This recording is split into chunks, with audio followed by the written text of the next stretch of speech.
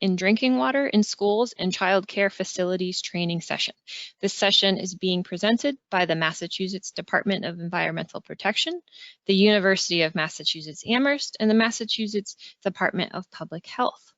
Today's session is hosted by RCAP Solutions, which is part of a nationwide network called RCAP, which stands for Rural Community Assistance Partnership. RCAP works with all 50 states, plus Puerto Rico and the U.S. Virgin Islands.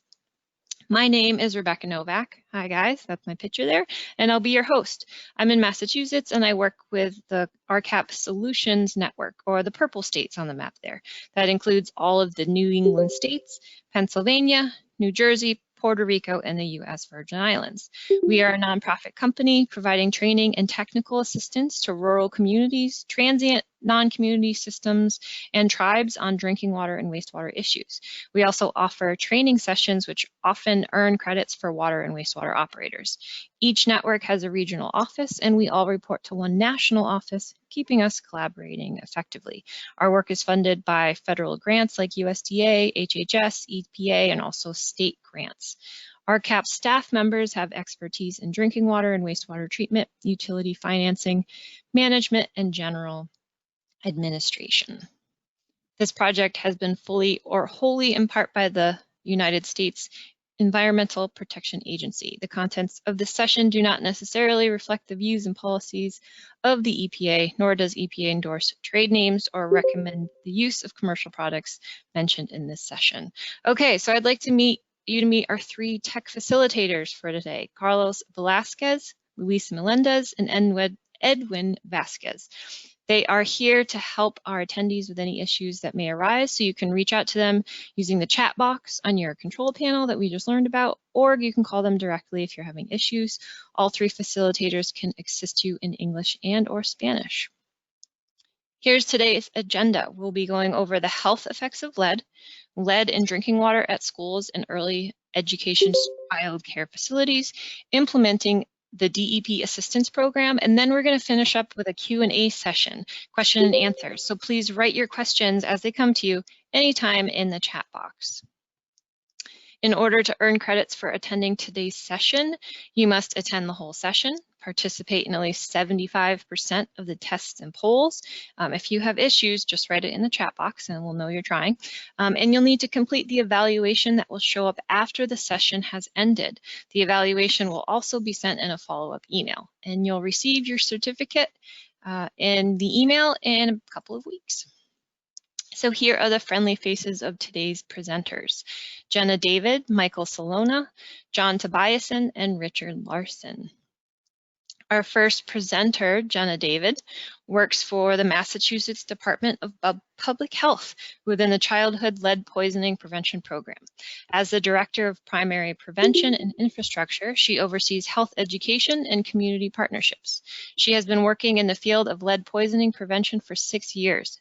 Jenna will be talking about the health effects of lead. And Jenna, are you ready? I am. Okay, welcome.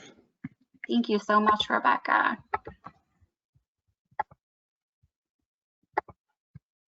Hi, everyone. I hope everybody is doing well. Again, my name is Jenna David. I work for the Department of Public Health in the Childhood Lead Poisoning Prevention Program. Before we get started, we wanted to ask a quick poll question to gauge everybody's understanding about lead. So Rebecca will launch that poll question momentarily.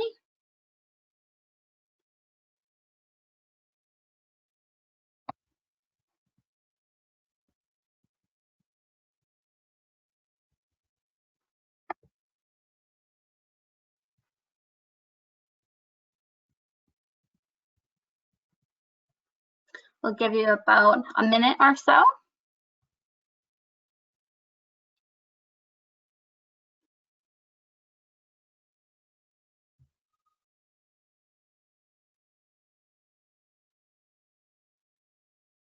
Remember, by answering these questions, you are earning your TCHs, so you don't have to have the answers right. You just have to make sure that you're participating.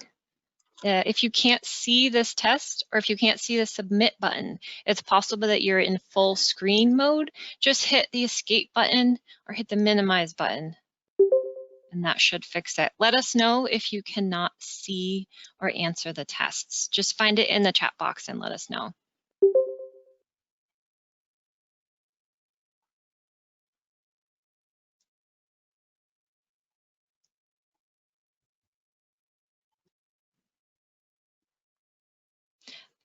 Okay, 88%, 89, 90% of you voted. I think we got just about everyone. I'm going to close it down in about 10 seconds. Excellent. I think we got everyone. I'm going to close it down, Jenna. Thank you. So it looks like from the responses, the majority of you have a good amount of information about lead, which is great. So while I'm talking, I'll try, keep that in mind and really focus on kind of, the meat and potatoes of the health impacts. All right.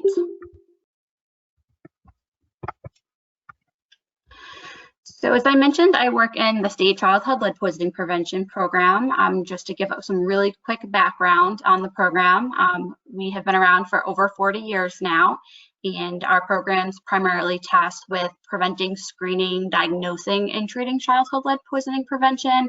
And we do this through a number of different activities, including epidemiological, clinical, environmental, and also educational. So most of you know some of the basics. Lead is a dangerous, toxic, heavy metal. It's in nature, but most of lead exposure is from human activities and use, whether present or in the past. With lead paint, particularly, it's a good example of how past uses, are still in play. When we talk about who's most vulnerable, young children, infants, and pregnant women tend to have the most negative health incomes related to lead exposure. So this presentation is about lead in water, but I did want to point out that most children in Massachusetts do get exposed to lead through small paint chips or dust. So even though that's the primary source, there are still a lot of other sources that we look at and evaluate. Includes soil, antiques, cookware, spices, some different home remedies. We even look at sometimes children's toys, lead bullets, batteries. Within the lead program, we actually do some water sampling in homes with children that have been diagnosed with lead poisoning. So that is a service that the CLIP program does offer for families. And the reason why, water is an important feature is because even though it's not the primary source, we're looking at all the different, factors, especially environmental ones, that may add to that child's overall lead burden. So it's very possible in some homes, children could be getting exposed by paint in combination, with water and a number of other sources. So that's why we can't just focus on lead paint. And one of the reasons why, we're doing this is kind of to talk about it and how water fits into that picture. So as most of you know, the homes in Massachusetts, as well as the buildings, are quite old. And because of that, we're concerned about not only lead paint, but plumbing and pipes. I know most of you are not from kind of the child care sector, but I just wanted to quickly mention that within the state, we have a lead law, and this is specific to lead paint that protects children who are living in homes built before 1978 when that child is under the age of 6. And there are different deletting or an intact standard for daycares. And again, it depends if they're group or family. I won't go too much into that unless someone has a specific question on that they want to enter in the box. More than happy to answer that afterwards. As most of you may know, with the state lead law, we do have some of the strictest screening requirements in the state. So meaning that children, universal screening for lead before their first birthday at 2, at 3, and then again at 4 if they live in a high-risk community. Also just listed from 2018 what are considered high-risk communities, and those are communities that tend to have older housing, kind of most lead cases, and it also looks at poverty rates. So why do we still talk about lead in 2020? And the effects are long-term in many cases, and they're really serious. And just to give a little perspective, although my current role is mostly health education and stakeholder relationships, I used to actually be on the front lines as a community health worker, going into the homes of these children and working with the families. So I've firsthand seen what this looks like. So I just wanted to mention that just to give a little perspective. And some of the consequences are damage to the child's brain and nervous system. It slows their growth and development. It causes both short-term and possibly long-term learning and behavioral issues, possibly hearing and speech issues. Altogether, it can lower a child's IQ, ability to pay attention, and also underperform in school. And if we kind of think about the child in its prime in development and how that affects them long term in their life, there's a lot of both social and economic impacts of childhood lead poisoning that have been well documented. And it's really important to mention that there is no safe level for lead exposure, 0. That is our goal. So even low levels of lead exposure can affect a child's development. And unfortunately, there aren't often signs of a child with lead poisoning that are obvious. Most of the time, it's not until they get tested that we know they've had lead poisoning, or sometimes, when the kids are school age, they may have some issues that have been resulted of that exposure in terms of learning. But really, a lot of times we just don't know, and quite frankly, parents are often surprised. So we talk about lead levels quite frequently. Just for reference, in Massachusetts, we define lead poisoning as a lead level of 10 micrograms per deciliter or greater. Nationally and within Massachusetts, we consider a lead level between 5 to 9 micrograms per deciliter as a level of concern. But again, I just want to mention there's really no safe level of lead for children. So in addition to children, and it's not totally surprising, but lead can also affect a pregnant woman and the unborn child. Lead can pass from the mom to the child through the placenta. If the mom is exposed to high lead amounts, it increases the likeliness of her having a miscarriage, the baby being premature. Also, there's relationship to future learning and behavioral problems, similar to that of the young child exposures to lead. So again, these are really serious long-term impacts that we're looking at. And kind of going back to water, and one of the reasons in the last, I would say, 3 or 4 years, we've been revisiting lead in water is because we've hit kind of a stagnation with the decrease in children's blood lead levels, probably within like the last 10 years. Around the early 2000s, there's a significant decrease here, but we basically flatlined. And we think some of this is because there are other sources besides just the lead paint that are contributing to children's lead levels.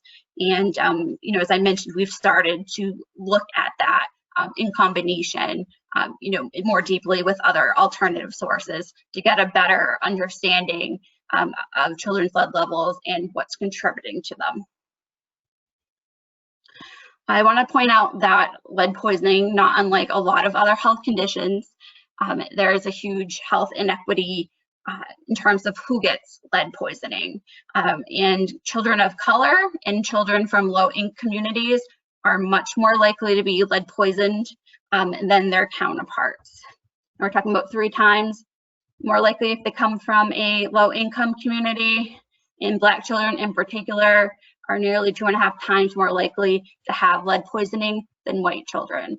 And this, is not a great situation. And stuff like this is what we're really trying to highlight and figure out how to work within these communities to make it no longer an issue.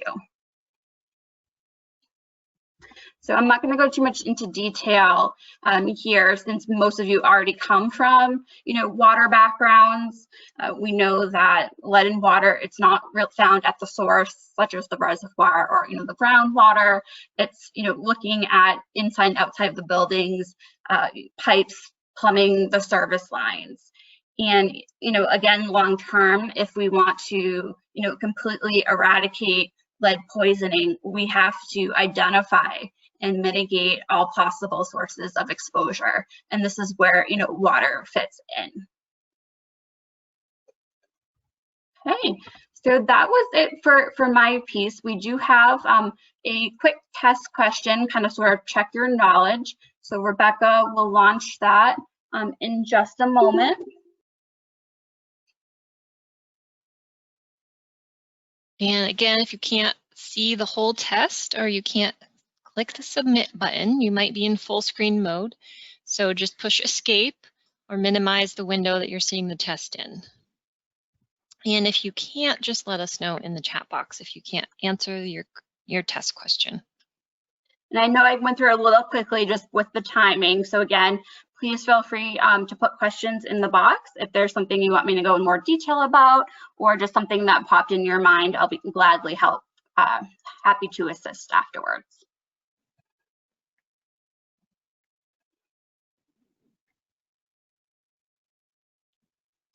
We're at about 66%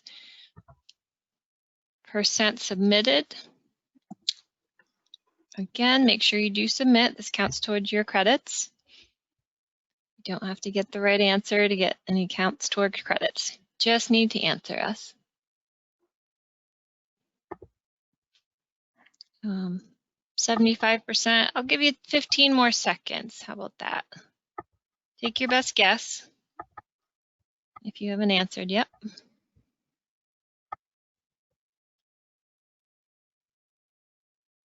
Okay, I'm going to close it down in 5, 4, 3, 2, 1.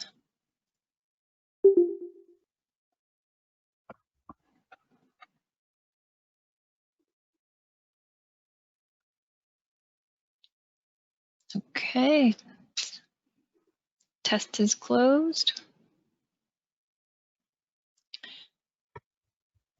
Jenna, do you have a references slide, or are you at the end here? I do have some references, and again, I think the materials will be available, including the presentation. So just some quick data references. DPH has, different social media sites and a website, and that's it from me. Okay, thank you, Jenna. Okay, so on to our next speaker is Michael Salona. He is an environmental analyst in the drinking water program at the Massachusetts Department of Environmental Protection, where he focuses on lead in drinking water and public water system capacity development. He will be speaking about lead in drinking water at schools and early education and care facilities. Welcome, Michael. Thank you for joining us today. Thank you. Thanks, Rebecca. So again, it's Mike Salona with DEP, and going to be transitioning over into specifically the topic of lead in drinking water in schools, in early education and care facilities, which is the early education and care facilities, or EECF, so a long way of saying, for our purposes, primarily daycare facilities. We're going to start off this actually with a poll question to help to identify the people who are on the webinar, what their level of participation has been in a sampling program. So Rebecca, can you launch the poll question around participation? Yep, it is in progress. Oh, thank you. You're welcome.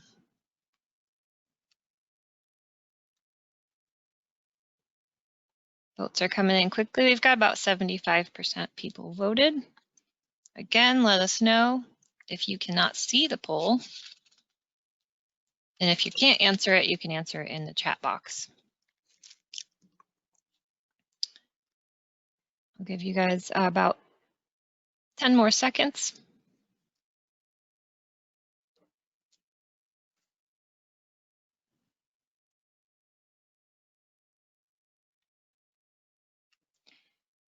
We've got 90%, 91% voted. I think that's what we got last time. So I think that's what we're going to get. I'm going to close the poll up. Thanks everyone for participating. And then I will share the results so we can all see.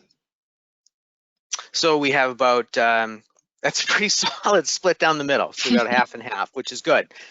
So for half of you, this may be new information, which is great. For the other half, hopefully this might supplement the information that you have or just add to the baseline of information. So just to go over what I'm going to try to cover in a fairly short amount of time, about some background information on lead in drinking water, both the sources and some of the regulations and guidance that have been developed around it. Going to touch on specifically, obviously, the lead in drinking water in schools and EECFs, some of the requirements for both public water suppliers and schools around lead in drinking water, identify our assistance programs, both ours and some other agencies that can really hopefully provide some support for lead in drinking water. Some recommendations we have for schools, specifically around flushing as we kind of reawaken after the pandemic shutdown and have some concerns and just want to relay some guidance around flushing, as well as ending with some program promotion as we're really looking for some assistance ourselves in promoting our programs. First, I want to acknowledge both our funding source for part of this work is from an EPA grant for lead testing, which was part of the Water Improvement, Infrastructure Improvement for the Nations Act, which was passed several years ago by Congress. I also want to thank our partners. This is a group effort, and we couldn't do it without them. That includes the Department of Public Health, the Department of Early Education and Care, which is the department that oversees daycares, as well as DESE, the Elementary and Secondary Education Department, and MWRA, which provides a lot of support. All right, plumbing materials. So as was mentioned before by Jenna, lead rarely occurs in drinking water as it leaves the treatment plant or the well. The primary source, overall majority source of where you're going to find your lead in your drinking water comes out of your plumbing material. It is a metal that was part of the plumbing material when it was created, and it leaches out of your pipes, your fixtures, your fittings and whatnot within the actual distribution system, typically from the service line inward into the structure. So as the water, if you can imagine, is being transmitted from your water supply plant, it does not contain lead. Sometimes by the time you turn your tap on, it may have some lead in it, and that's due to the pipes more or less from the road into your facility and then throughout your facility, the internal plumbing. Structures built before 1986 are more likely to have lead plumbing because in 1986 a law was passed that banned lead pipes and lead solder, solder being a type of material that fuses pipes together, which was a major contribution, is a major contribution to the levels of lead in water. Newer buildings can also have issues. There are, we push forward towards lead-free plumbing, but even lead-free plumbing can have a small component of lead in it. And as we get better at detecting different contaminants like lead in drinking water, we're able to find smaller and smaller amounts of it. And even quote unquote, lead-free plumbing can contain some levels of lead. If you look at the diagram on the left, to the lower left-hand corner, that's the water main coming through your street as it then enters through the service line heading over to the right. If your service line is made of lead, and many of them were back in the day, that is obviously a major contributor as it comes out of the pipes. But as you can see, it can be in different parts of the interior plumbing. Now, you're not going to find lead in your water if there's none in your plumbing, but there's other factors that also contribute to whether or not you're going to find it in the water. One of the major ones is the corrosivity of the water. So this is determined by different water chemistry parameters such as pH and hardness. And the main thing to remember is that the more corrosive the water is, the more leaching of lead and other metals it's going to occur. So it's a chemical reaction that's pulling the lead basically out of the pipes. So a lot of work is done to try to control the corrosion of the water in order to keep the lead and other metals actually within the pipes. One way of doing this is by fostering scales or coatings inside the plumbing materials. So this is something that's actually within the pipes and acts as a barrier between the water and the pipes themselves. So this prevents the water from, or limits the interaction of the water with the pipes, which of course then limits the amount of lead that then can be pulled out of the pipes. Water stagnation can be an issue because as the longer water sits in the pipes and not moving, it's into contact with the pipes over time, and chemical reactions can continue and pull more lead out of the pipes.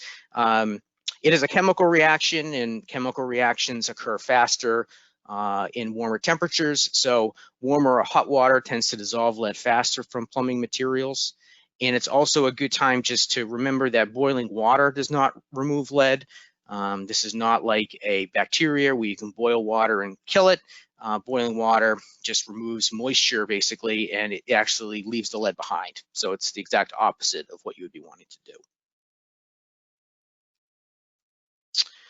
One thing that has happened over the years is an evolving way of trying to address drinking water through regulations and through guidance. There's a long history of this dating back decades, and we could spend probably a semester or months going over this. I'm not going to. But needless to say, it's been something that's been wrangled with in this country for decades. The original standard for drinking water was set in the 1970s, and it was 50 parts per billion, as measured as water leaves the water plant to the distribution system. And as I was just describing, you don't really find any lead coming out of your out of the treatment plant. It's coming out of the internal plumbing. So they were measuring it at at the location where you really weren't going to find it anyways. The lead and copper rule, which was established by EPA in 1991, focused on public water systems monitoring their water to figure out how to minimize the lead levels at the taps. So it was what's called a treatment technique. So it was trying to assess the chemistry of the water and figuring out ways of minimizing the amount of lead that will be leaching out of pipes. The goal through this LCR is no lead in water. Ideally, that's where we would want to be. But that is a high bar, something maybe we'll get there at some day. But in the meantime, it's primarily a water management issue. They did establish an action level for lead of 15 parts per billion. And that's purpose was, again, to assess the water quality's impact on the level of lead at the end user, at the homeowner. How is it at the tap as it's coming out? It wasn't considered a standard as such like an MCL. Some of us would know about a maximum contaminant level or a safe level. So if you're above it or if you're below it, everything's great. It's more of a marker for how your water system is operating. And in terms of that, a water system is required to collect a certain number of samples. And if their testing finds that greater than 10% of their samples exceed 15 parts per billion, then they must take some additional actions around testing and education and things like that. There were no requirements for testing schools or childcare centers unless they were their own public water system, so if they had their own water source. There have been some revisions to this rule over the years, which I'm not going to get into. I did want to note that there are some long-term revisions expected this fall that may have a big impact on this, and you'll be hearing that separately, when that does come out.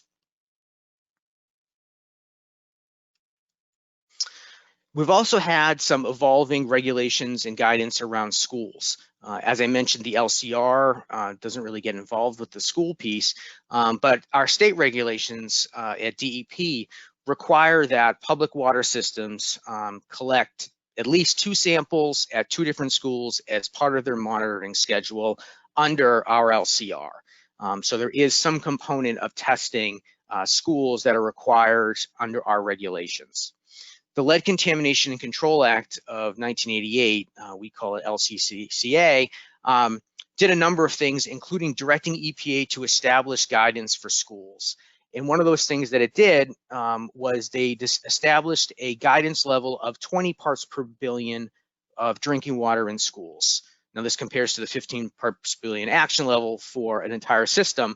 They derived 20 parts per billion, where if this was found at a school, they would recommend some action be taken, potentially removing that fixture from service or a flushing program or something, but it was basically a trigger level.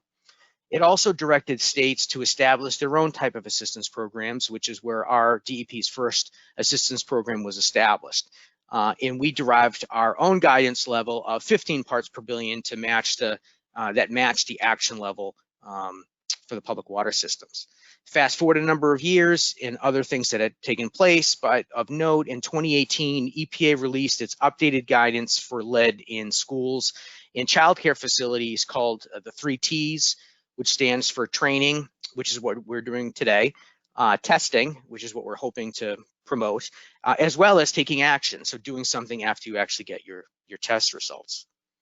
This replaced also EPA's guidance value, which they had of 20 parts per billion, with a no safe level of lead. So similar to what Jenna was mentioning, no safe level of lead. They didn't come out with a specific number, but they recommended remediating to the lowest possible concentration. So try to get to the lowest possible concentration. So we moved away from our guidance level of 15 parts per billion and are recommending getting water down to about 1 part per billion or lower, which is around the detection limit. Again, prioritizing though, as we state in our materials, those that have levels at or greater than 15 parts per billion. Now, why focus on schools?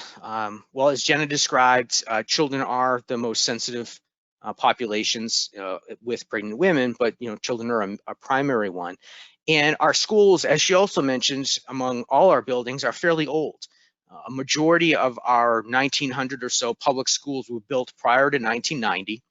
And structures, as we know, built before 1986 are more likely to have lead plumbing because it hadn't been banned yet. We even have about 100 schools that are over 100 years old. Newer buildings, again, as I mentioned, can also have some issues with lead-free plumbing, but obviously less of a concern than some of these older buildings. In this chart that I took from the Massachusetts School Building Authority, where they assess the age of public school buildings as of 2010, you can see that the majority of them were constructed prior to the ban on lead in 1986. In a very similar situation is present for early education and care facilities. This is another type of graph that actually we put together regarding the age of when childcare facilities were constructed. Same takeaway, they're fairly old buildings. And these buildings serve even younger children. So these would be even preschool kids before kids are even getting into the public school system. So very sensitive population. So this, again, raises concerns for us. Now, if you're a public water system, under LCR, what are your requirements for testing schools? As I mentioned, you have to test at least 2 schools or childcare centers during each of your sampling rounds, 2 taps at each of your 2 schools. We recommend either a drinking water faucet or a place where food, or a faucet from a kitchen or where food is handled. All schools and childcare centers should be listed on the form, one of the forms that you submit, and you can find a list of the locations of the childcare centers on the DEEC website. When you're selecting one of those, we're recommending that you're looking at younger kids. Some of the childcare centers do cater to older children, and we're putting a focus on the younger kids. Importantly, when you're collecting a sample at a school, you need to use a 250 milliliter sample bottle. The LCR for the homeowner program, homeowner component uses 1 liter, but we require using 250 milliliters. And also that you should rotate through your list. As you can imagine, there are many daycare centers out there, as well as schools, to try to get through most of them. Now, what if you're a school or a child care center? Well, it depends on what's required for sampling. If you are your own public water system, so you have your own water source, and you are serving over a certain amount of people, then DEP will have determined that you are a public water system and you have certain requirements under our regulation. Testing will be required. It's not a common situation, but it does exist for in particular, some schools in the more rural areas or child care centers that have a lot of kids in it. A second scenario is your school or your child care center has its own water source, but it's not considered a public water system. This is less likely. There would be no testing required. It's more likely that this would probably be a family daycare as opposed to a school or a larger daycare center. And the Department of Early Education and Care, which regulates daycares, may require some type of sampling, but there's no component on our end that requires it. What if your school, like most, or daycare center is on a public water system? Now, this is the majority of cases. You receive water from a municipal plant. You're in a city or a town with municipal water. There is no testing required. Again, you may be sampled by the public water systems under the LCR rule, but there isn't any requirements for testing, which moves us into why we're here and what we're trying to promote, which is our assistance programs. We have several of them, as you can see. The first and our oldest is the LCCA program, which began, as I mentioned, after the legislation was passed in 1988. And that is set up to assist schools and daycares with lead in drinking water by providing technical assistance around lead, interpreting results, responding to results, and prioritizing remediation actions. A lot of this assistance is provided over the phone, or now it's over email. Recently, we launched, and we're excited, our expanded assistance program. So this is a new program that's supported by the EPA funding that I mentioned earlier, and it builds off our original assistance program that ran for several years and was highly successful in sampling a lot of public schools in Massachusetts. This expanded assistance program includes a lot of similar partners, as I had mentioned before, and importantly, it offers free lead testing. So we're able to provide free lead sampling as well as the technical assistance that comes along with it for helping interpreting results for public schools and all child care facilities for public and private. So that is also a difference, that we're able to move into the private child care sector. The SWIG program, the School Water Improvement Grant Program, was also launched recently by a separate state agency, the Massachusetts Clean Water Trust.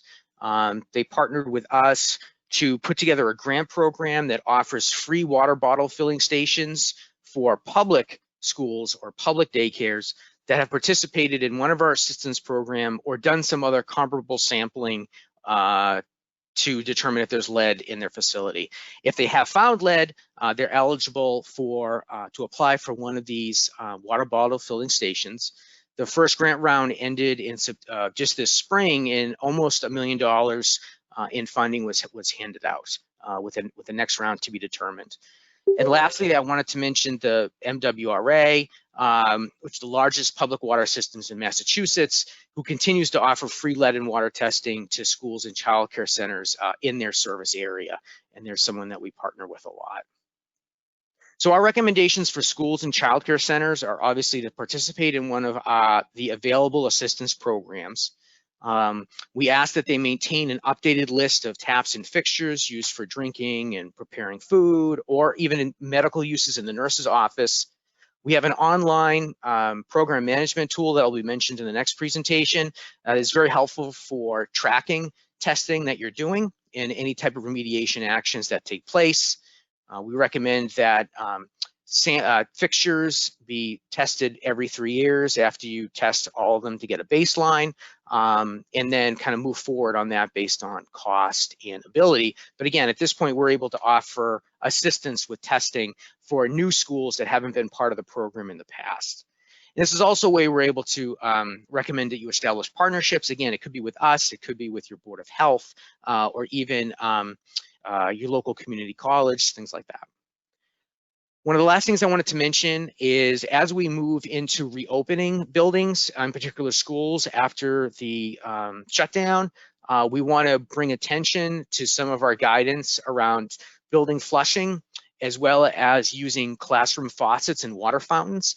So this, there's a larger version of this brochure on our website that gets into this. And the two things I just want to touch base on is, one is the building flushing piece. Definitely take a look at it. The second one is classroom faucets and water fountains. We're anticipating that more children are going to spend time in their classrooms due to restrictions on movement because of the pandemic. Sometimes the classroom faucets can have elevated levels of lead in them. Historically, that is what we have found in many of them. So we have some recommendations on ways to address that in this pamphlet, which you can find online. We also have some updated information in general about building flushing in addressing stagnant water, again, ahead of building reopening. And so this is something to also take a look at that's on our website. And one thing that we're asking is we are looking for help in promoting our program. So our past assistance program reached about a half of the public schools in the state, which is huge. But that still leaves almost half left. And if the schools in your community haven't participated, I would love if you reached out to them and asked why, or shared some of our material with them. Since the expanded assistance program started in January, we now have another bucket of facilities that we're looking to test. And these are group childcare centers. This was our primary focus. These are the ones with greater than 10 kids in them. And pre-COVID, there was about 3,000 of them. So there's a tremendous number of them. If they have not tested or they don't know about the program, we would love for you to reach out to them. Again, there is no safe level of lead in drinking water, and we're trying to limit exposure to kids in your community. And we can provide some assistance if you're interested in helping out in spreading information about our programs. So next up is going to be the test question before we close.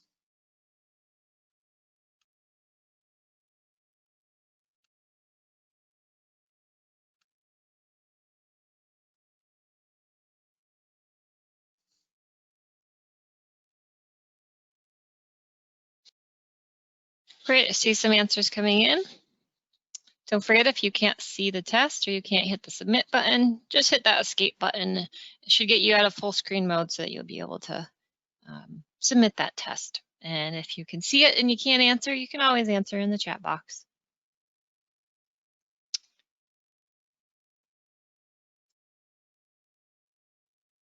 And if you're having problems, you let us know.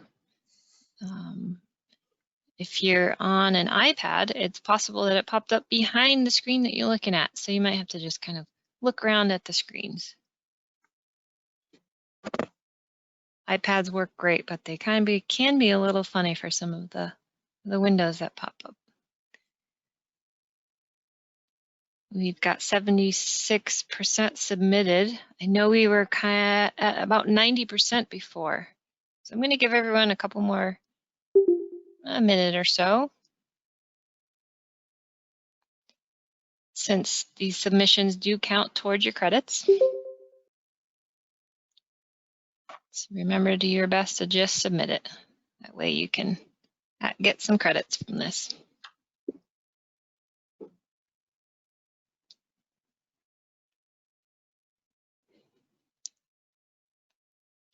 Say about 10 more seconds ought to do it.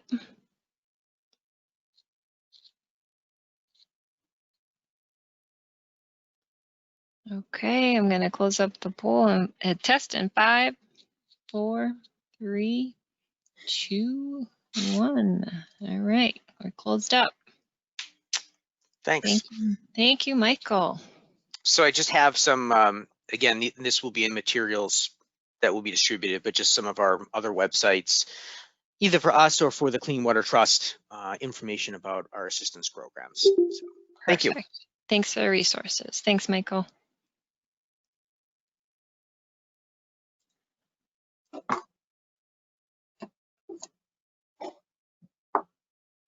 Okay, up next is John Tobiasen. He is a professor and head in the Department of Civil and Environmental Engineering at UMass Amherst, where he has taught and conducted research on drinking water systems since 1987. He is a registered professional engineer in New Hampshire and a board-certified environmental engineer by the American Society of Environmental Engineers and Scientists. John will be talking about implementing the DEP Assistance Program for lead in schools. Welcome, John. Thanks for joining us. Hello, everyone. Nice to be here with you and talk about the program. So myself and Rick Larson have been tasked with telling you more details about implementing the assistance program for lead in school drinking water. I want to point out that this entire presentations are all available as a PDF on the materials you can download. And in particular, this presentation has a lot of words and information that is meant for you to look at later on. So I will pass quickly through some slides here to get to Rick to talk about the details. But I'll first say a few things about some background science to revisit a couple things a little bit regulatory and then describe the program. So I just want to remind everybody that lead is in our plumbing materials and that it gets into water by reactions, as Michael described. And these are oxidation reactions because the metal is a pure metal and it has to get oxidized to dissolve and also become particulate sometimes in drinking water. Unfortunately, as Michael pointed out, it's really complicated how fast it occurs. Lots of really complex things that are really interesting for academics like me and researchers for decades.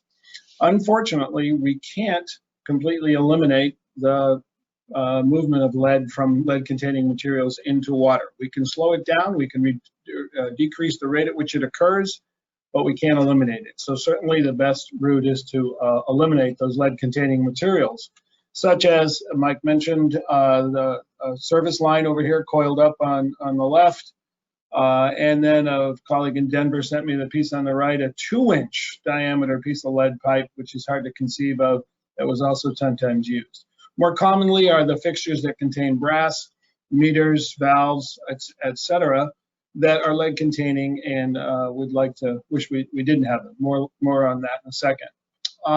As Michael mentioned, we have the law in 1986 that was mistakenly called lead-free. It did drastically decrease the amount of lead, but it still allowed a lot of lead in brass. And only until relatively recently, 2011, did materials have to meet a much less lead level standard. And at the bottom here, I have underlined the NSF ANSI standard that those of you getting fixtures and things, that needs to be complied with. And as Michael pointed out, even it's not perfect, and there are some products that even with that less than 2.25% lead by weight can contribute lead to water. So again, follow these standards for the material side.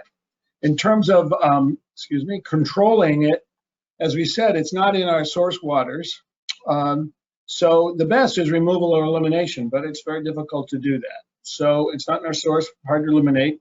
Source water treatment is critical, however, to do optimal corrosion control to minimize the release of lead. We can do that. Flushing, as Michael pointed out, is really important. It's useful, but it's a short-term, not a long-term solution, but it's helpful. Point-of-use treatment has its role, and the SWIG program is providing an opportunity to get some of those devices. And the guidance you will see from agencies and academics and utility organizations like AWWA, DEP, or others will all include these options. So the 1988 Lead Contamination Control Act that Michael mentioned has set this voluntary program to assist schools. It banned water coolers and it provided guidance through the 3T guidance manual. Michael told you that the new version in October 2008, the third T was taking action. And it's an interesting change from the original T that was around for a long time, which was telling. And I think it's a statement that the industry, the nation, whatever, realized we did too much measuring and telling and not enough taking action on this front. And it's nice to see all the activity that the state of Massachusetts is especially proactively taking as a leader in the United States on trying to confront this problem. And our utilities are doing.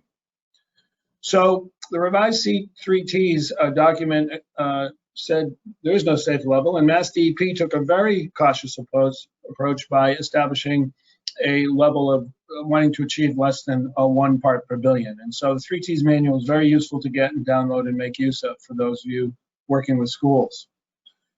The assistance program itself was established in the spring of 2016 by Governor Baker, announced that this program would be launched, funded by the Clean Water Trust. Originally, we worked with about $2.75 million, $2 million originally. DEP reached out to UMass to be a partner and assist in the program. And we work with DEP and with all the other agencies to implement the actual collecting of samples, working with results. Phase 1, as we call it, was intense from May of 16 through March of 17. Phase 2 is 17 through, largely most of the work was done 17, 18, but the program formally ended just a couple of months ago. And now we are in our new assistance program since January of this year. I think it's been a good role for UMass in our extension or service role as a state funded university. And I happen to be, and my colleague Dave Reckow happened to have been involved in drinking water quality for a long time.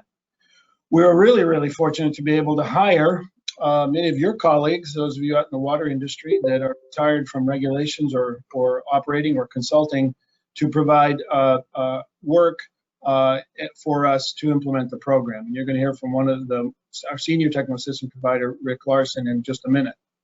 So again, phase 1, we sampled about 1,000 buildings, a couple hundred municipalities.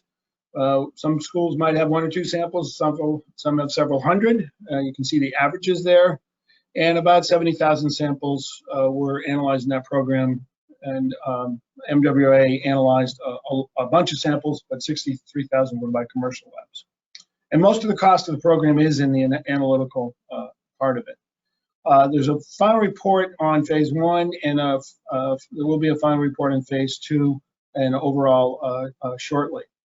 The Extended Assistance Program resulted from Water Infrastructure Improvements for the Nation Act funding that led to funding to each state to really focus on young children and only lead. And I think it's a great emphasis on the young children. The first applications were accepted in early 2020. And as of right now, we've had 92 facilities accepted into the program based on them signing up, and mostly group childcare facilities in about 10 schools. Unfortunately, you know what happened in March, and we want to collect samples under normal operations, so that kind of ended. And we've been able only so far, due to the timing of all this, to collect samples from eight facilities, maybe even 10 by now. This was a couple days ago, as things are not operating. We've been reaching out, and DEP's really worked hard to reach out to emergency child care centers and others to get people to participate in this program. And Michael mentioned the SWIG program, which is great to provide point-of-use devices to improve water quality when you can't eliminate the lead-containing materials. In fact, SWIG provided the public with this overview just recently. You can see the $1 million awarded and how many schools. And unfortunately, nothing's been installed yet because of where we're at, but let's hope by a short time from now that this has had a big impact. So I think we're going to have a question right now and then transition to Rick. So please do this, and then Rick Larson will pick it up with some details of the program.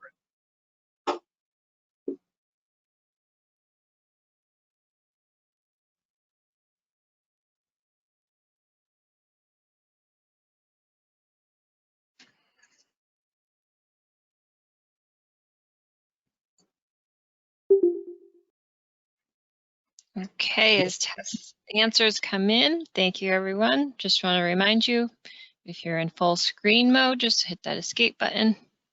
Should be able to see. If not, reach out to our organizers and they can help you see if you can fix your problem to answer the test questions. If you can see it and just can't answer it, write the answer in the chat box. That works too. And don't forget to answer, since this is counted towards your credits.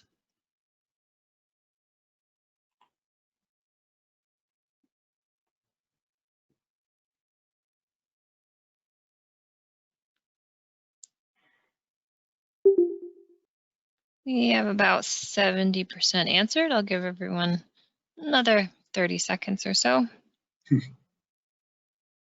They're taking their time. They want to get this one right, John. Okay.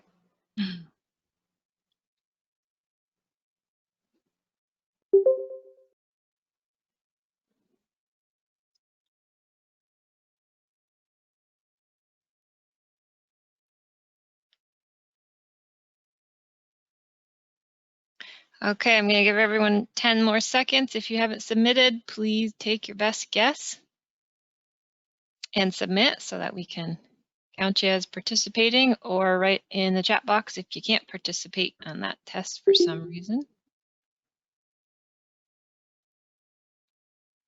And I'm going to shut it down in 3, 2, 1.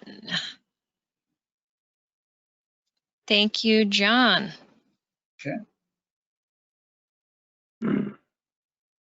Up next, we have our final speaker is Richard Larson of UMass Amherst.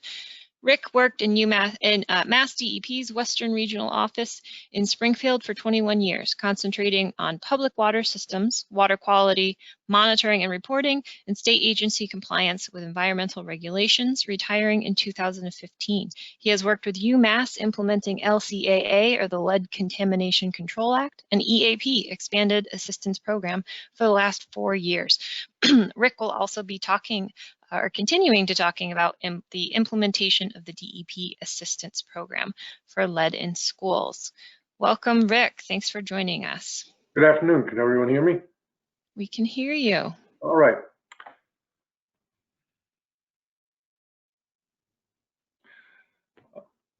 Okay. Historically, the LCCA program used a number Rick, I'm of... just going to interrupt you. Just don't forget to put it in slideshow mode. Just hit from current slide in the top left-hand corner of your screen. Second icon from the left, from current slide. Oh, okay. There you go. There you go. Wonderful. I'm a newbie to these. Historically, the LCCA program used a number of links to forms that school systems and EECFs could fill out the application, and they'd submit online, and the UMass program managers would get the applications and email or call the system up to arrange an informational meeting. We'd ask that the school provide fire evacuation route maps for creating a sequential sampling plan, and then we'd hold a meeting, and once it was agreed where the sequences of locations were for each fixture and the description of the fixture, the technical assistance provider would enter all that into our program management tool database. We would then arrange a shipment of sample bottles to the lab, or from the lab to the tap or to the school, and we'd agree on a date to collect the samples. Sampling was typically conducted very early in the morning to ensure that the samples were all first flush, and that meant that everybody had to start collecting before the kitchen crew showed up. We usually showed up between 5 and 5:30 to conduct sampling. After the samples were delivered to a lab, they'd be analyzed, and the results would be electronically uploaded into the management tool portal. The results would be available to the technical assistance provider, the school administration, and MassDEP immediately. After 2 weeks, the results would be viewable to the public. This would allow the school to determine appropriate follow-up measures to make and make them available to the public on the portal. We had about half a dozen options available in the drop-down menu, and they could enter either removed abandoned cooler, notice provided to consumers, daily flushing, physically disconnected from the plumbing, replaced plumbing and/or fixture, or posted a notice in the faucets to prevent drinking. As part of the initial application, the school systems, let's see here, excuse me. As part of the application, school systems would have to fill out the name of the school system, district name, contact person, location of the schools, and the number of schools, and the level of education, either elementary, middle, or high schools. UMass maintains a master file that contains about 40 fields of data, including what public water system serves them, and if there is none, what their public water system ID number is, since they'd have to be one. They would also have communication data for tracking the dates and events related to sample collection and analysis and the ongoing work.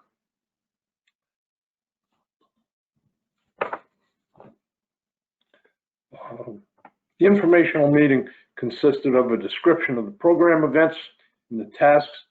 The program manager sets the informational meeting up, and the technical assistance provider would conduct it at some place of the school's choice. The timeline and mapping of the sampling procedures and protocols were described. Individuals are encouraged to attend with superintendent, principals, facilities personnel, and occasionally the water system operators or superintendent. In the initial meetings, DEP managers would show up just to check up on us, which was fine.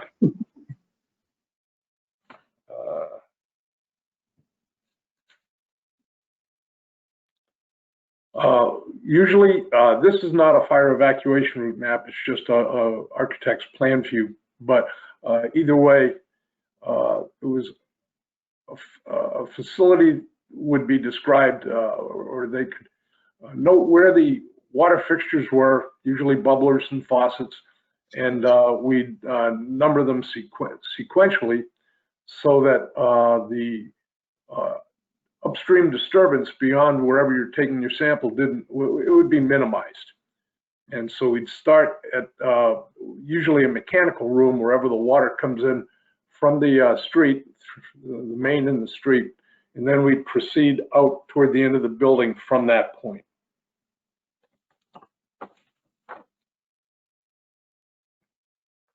The management tool requires a 12-character PIN code, and once the locations were entered by the TAP, it would provide downloadable forms. We have a sampling plan, chain of custody, and maps and bottle labels. It also provided an electronic storage space for the completed forms, like the field chain of custody and the maps. It also has space for the school to enter the actions taken to mitigate the lead exposure. There's a picture of the front page of the management tool. And what you can't see down there is there's probably half a dozen links to a guidance for how to use that. There's like a list of banned water coolers. There's a link you can get from there.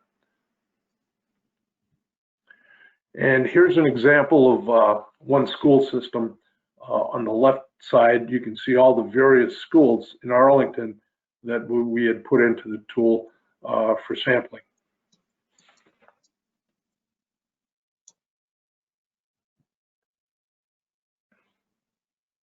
Sample collection protocols and who performed the sample collection in past events. Excuse me.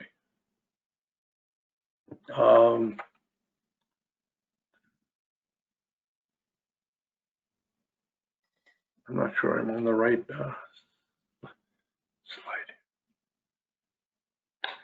slide. The state, yeah, I said we collected early. We collected on Saturdays as well. And UMass school employees, DEP employees, and public water system personnel were also involved in sampling when needed. We used about a dozen state certified labs. The program manager would identify which labs to use. It was often based on logistics, often on cost. And we would prepare the bottle labels and the chain of custody prior to sampling. And we had about a dozen commercial labs, as well as the Deer Island lab that MWRA used.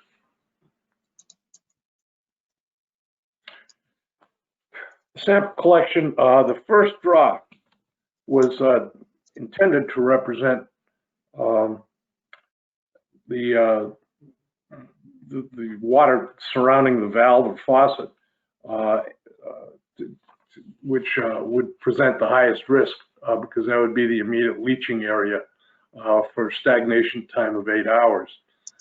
And then the flush sample was, the water was run for 30 seconds, and then we'd collect an identical sample.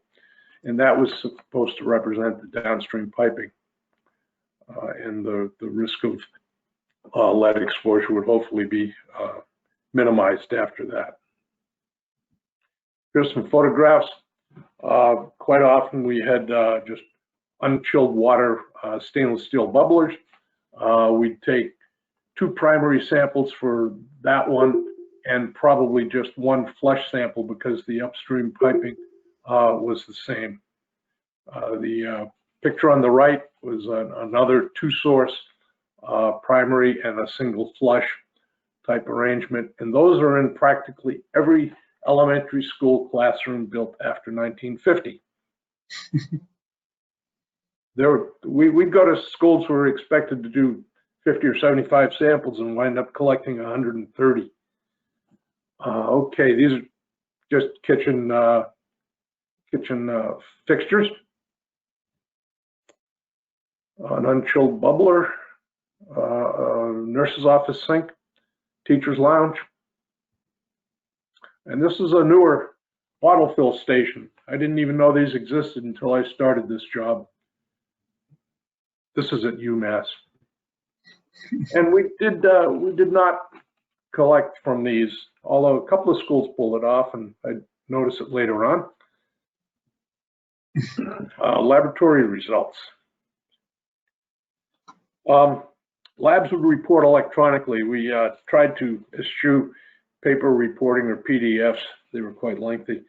MassDEP in Boston would upload these into the tool and the management tool, and then from that they would, or from the CSV files that they had, they would create a spreadsheet with individual results displayed, and they would mail these out to the individual schools or the school systems.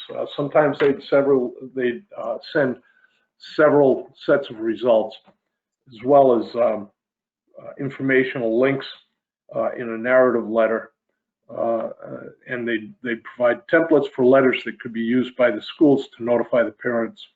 MassDPH would also send an electronic letter to the school with info regarding lead and copper health guidances and fact sheets. This is an example of a spreadsheet that MassDEP in Boston would send out, and there that would list the exceedances back then in red. As you can see, there were 20 in the middle of the page down below. There were 20 lead action levels exceeded in that school, and 1 copper level was exceeded. It's interesting to note that on the flush, none of the lead was detected.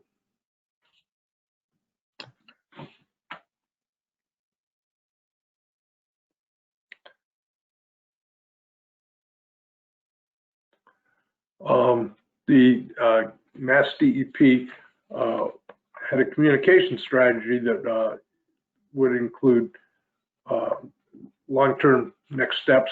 They'd use letters to outreach, and they'd also use social media. I wasn't involved in that. They would explore engagements from local health officials. They had the template letter, the fact sheets, and the communication from MassDPH. These are a couple of examples of the template letter. Depending on whether you had action level exceedances in either lead or copper, we had templates for both. And we had little congratulation letters for ones that didn't detect anything and or any exceedances. And they DPH would provide DEP with fact sheets as well.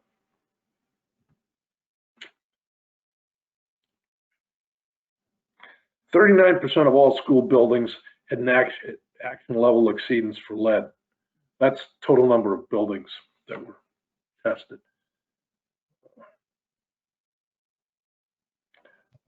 4% exceeded for copper, 29% exceeded both lead and copper at least once, and 28% had no action level exceedances at all.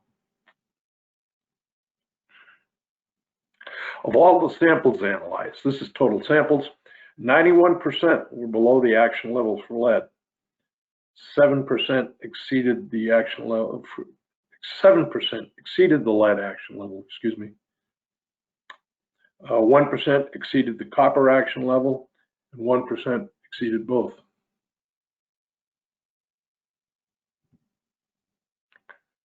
I think this is what John meant when he said you should figure this out later. I still don't understand it, but it's a cumulative distribution across the top. To the far left, I think it's showing that 42% exceeded 42% the 1 part per billion concentration for lead. If you have questions, John will help you with those. Now this is an example of how flushing does make quite a difference for lead. The blue lines are showing the first draw, and then the brown lines are showing the flush result. And there was quite a reduction. Copper, not so much. You can see that the copper flushes weren't that much lower, certainly not as much as the lead.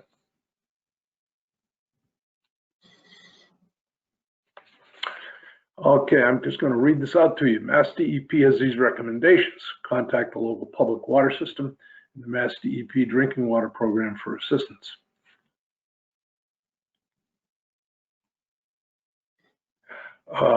Immediate measures you should take would be to shut off any problem fixtures. Those would have been the exceedances. Implement a flushing program, tracked via a manual flushing log, which you had to keep. It's temporary and it's helpful, but not a long-term solution. You had to conduct outreach to staff and parents, transparency being critical. You have to determine if the source of the contamination is the fixture or the plumbing, and you can do that by checking the plumbing profile, which was a fairly comprehensive mapping of what your plumbing was made up of. Possibly replacement of the plumbing. There was also the opportunity to install point of use lead removal treatment, and that's the focus of the SWIG program.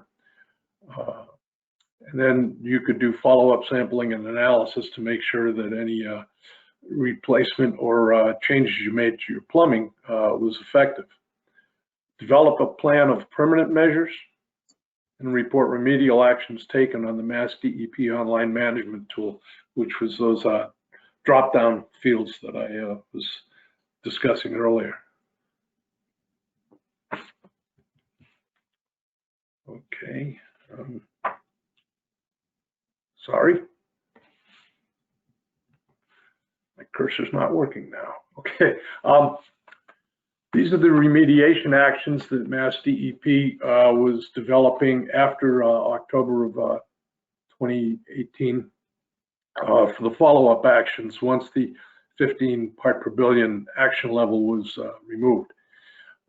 Taps and fixtures with lead levels over should be taken out of service until testing indicate that the problem has been addressed. Short-term steps for flushing, posting notice, and using bottled water. Long-term permanent steps were to replace taps and fixtures, plumbing material, installation of filters, using only cold water for food and beverage prep, and routinely testing all taps and fixtures. These are just photographs of replacement plumbing and the old stuff that was taken out, just for comparison.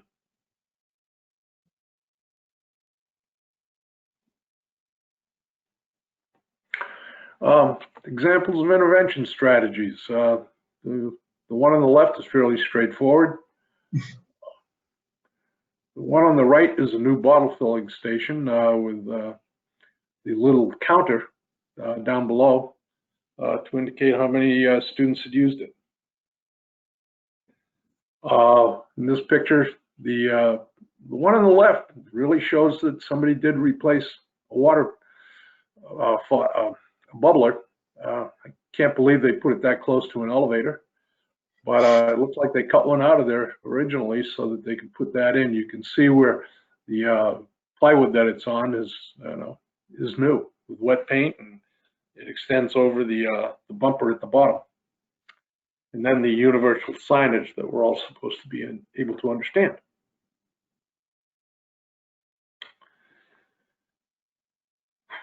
Okay, it is very common for a facility to have at least one lead sample that has greater than 1 part per billion. It is very rare for a school to have all samples less than 1 part per billion. We have seen it in brand new schools, which was encouraging. There are clear short-term benefits of flushing to decrease lead levels, but the duration of the benefit variable, and we can't rely on it for a long-term measure. Exceedances of the copper action level are infrequent, and levels are similar for first draw and flush samples. Elevated copper levels are more systematic and could be probably controlled by optimum corrosion control. It is important to sample all fixtures in a building, as it is not possible to predict which fixtures are the problem, i.e. they're not usually representative fixtures for a building unless they are all below detection limits. And that is the end of my presentation. Thanks, Rick. Thank you. This was fun. Okay, thanks everyone. So now we'll come back to me and I will give you some questions. All right, yes, I will give you some questions. So. Yep, you're supposed to launch a test. Oh, I can do that, that's true. Ah, the reminder wasn't there, so I forgot. I just launched the test now.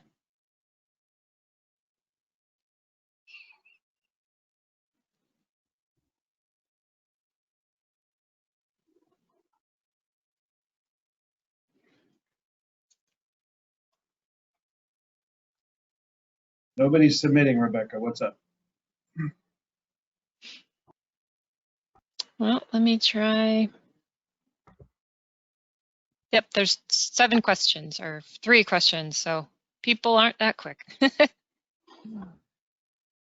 They're coming in now. Wonderful.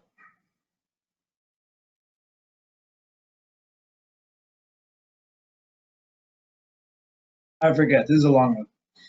Yeah.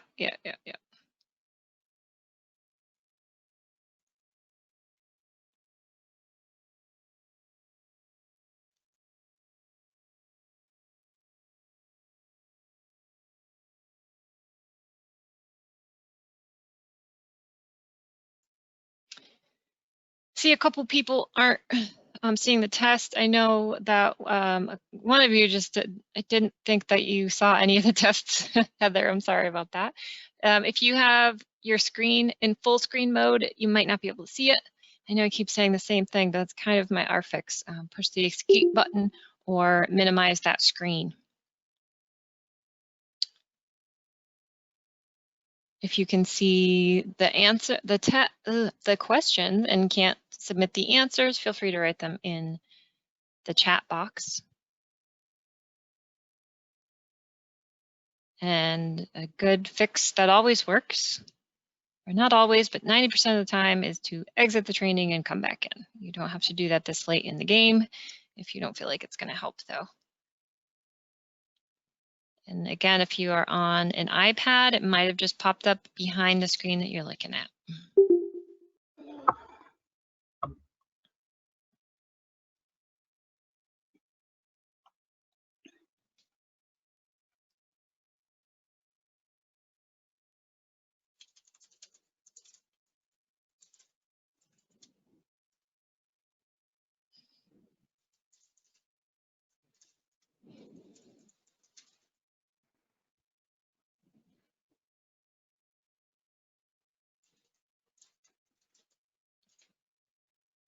Okay, we have 81% submitted.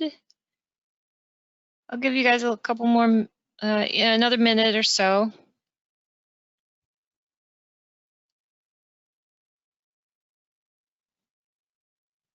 I know there's a lot of questions here, but do your best to submit them.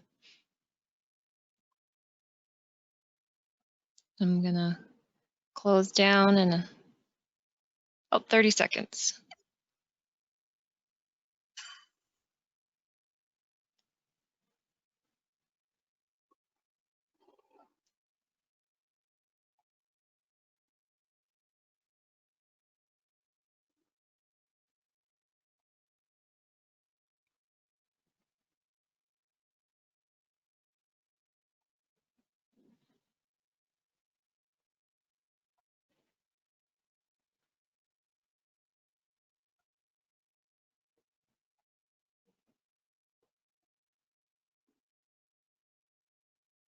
Okay, I'm going to close it down in 10 seconds, so just get your answers in if you have not finished. Do you make your best guess?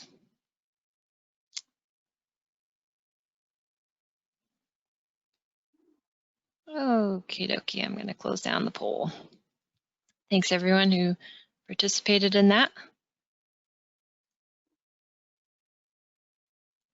And now for some questions. It's time for our Q&A session. Remember, write your questions in the chat box if you haven't done so already. I know we have a bunch of them already, and I'm going to read them out loud to you. Just going to find them. Okay, this question is for Jenna. When will LLP be rolling out their new online lead-free home database? Good question. We don't have an exact date yet. I suspect, but don't quote me, that it will be over the winter. COVID definitely has delayed the rollout of that. And we've also, over the last year or less than a year, been working out a lot of the technical issues with it. So again, don't quote me, but hopefully it's coming this winter. Okay. I think just so I can give everyone a chance, John, I have a question for you. What does a water system do if they have school compliance monitoring, but the schools have not opened yet? Any possibility of DEP extending the sampling period for schools? I'm going to pass that to Mike since I'm not DEP. Oh, yep. Hi. So our guidance right now is that if the school is not open, in other words, it is not being used by anybody, then samples should not be collected. If the school is open in some kind of hybrid situation or is going to be, so there may be kids in there a couple days, or if there's just teachers and staff in there, then we're considering that to be the quote unquote new normal. And so testing should be conducted, again, following the instructions for sampling. But we're not really sure how long the current situation is going to last. And so if the building is actually not being used at all, then we would recommend against sampling. But if there is some use of the building, so people are using the water, they are drinking the water, we would recommend that sampling be done. Thanks, Mike. I'm just going to put this out here. I think you guys. Rebecca, can I just follow up on that one? And I would just say, if you're a public water supplier and you have specific questions like this, because some of these situations may be unique to a water system, please reach out to us. I would say that it's easier almost sometimes to do it on a case-by-case basis, just to understand what's going on in your community. But again, overall, it's the school is closed, don't sample. If there is some use to the building, then you should be sampling. Thank you. Speaking of contact and information and reaching out, on their screen now should be everybody's contact information. Before I forget, I meant to do this first. The question that was up when John was presenting, in what years did the U.S. government promulgate the Lead Copper Control Act and the Lead and Copper Rule? The correct answer was 1988 and 1991. There was a typo in there that many of you caught. It said 1998. That was typo. It's 1988 and 1991. Thank you for pointing that out. Yes, thank you for everyone for pointing that out and catching that. So make mental note. Got some sharp people here. Great. Okay, next question. Has DEEC considered requiring facilities to have drinking water samples collected/analyzed for lead prior to granting license approval or license renewal? So I'll answer that. I'm not going to speak for DEEC. We've had conversations with them. There is when they do licensing for a facility or for a program, there is a box that gets checked around water supply. And I think historically it's been assumed that if you're on a public water system, then your water should be fine. We've done some education with them around, what additional testing might be helpful. Again, a lot of them are in older buildings. A lot of them are leased buildings or rented, which is somewhat different than a lot of our public school buildings, which are municipal buildings, which are going to be there forever. Sometimes it gets a little more tricky when you're dealing with other types of landlords. So we've had those conversations, and they are aware of it. And I would say it's an evolving situation. Thank you, Mike. We had a question asking if TCAs can be applied to Title V inspector or soil evaluator license. And as far as I know, this is just for drinking water operators, correct, Mike? That's correct. Yes, just for drinking water operators in Massachusetts. Yep, and for those of you that have met our requirements, you will be getting a certificate via email in a couple of weeks. I believe this question is for Jenna. Do you have any info, any lead info on 2019 data of whether it went up or down?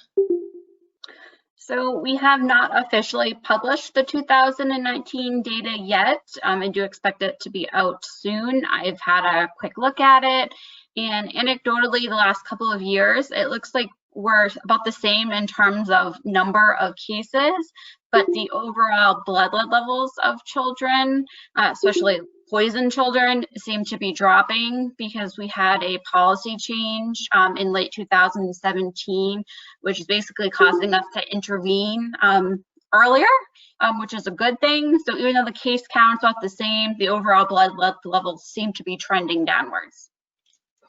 Okay, one more for you. Who is bearing the cost of lead blood tests for infants? Is it free or a local government providing it? So it is free. It's mandated that it be covered by public and private insurance. Okay.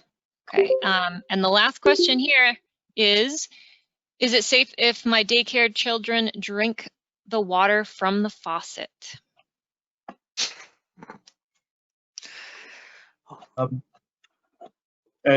I'll take a stab at it, but Mike, as Michael pointed out, that depends on the nature of the plumbing in the building between the PWS and that. So that's why we're doing this program, to eliminate aren't safe. Okay, all right. And Rebecca, before you close out, just that question about TCHs, there it is. I was speaking because I live in the drinking water operator world.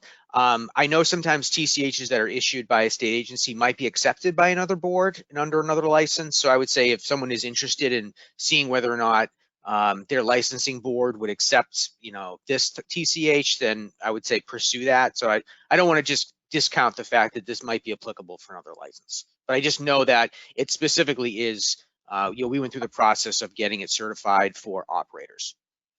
Thanks for clarifying. Okay, if that's it, I want to congratulate today's presenters for a job well done. And if you'd like to tell them just how well they did or have any further questions, jot down their contact information that's shown on the screen there. Thank you, MassDEP, UMass Amherst, and MassDEPH for putting this presentation together. And thanks for everyone attending. Thank you. Thanks, everybody. It was great to have such a good turnout on a rainy Thursday. Likewise, John, thank you. Yep. Get ready for some rain if you're on the other side of the Quabbin. Pounded during this. I know we're losing attendees fast, but reach out to any child care centers push them to join the program. DP and Michael are doing a phenomenal job to try to do outreach. Please help us. Awesome. Thanks, everybody. Yep. We'll see you. Bye, take care. You keep, yeah.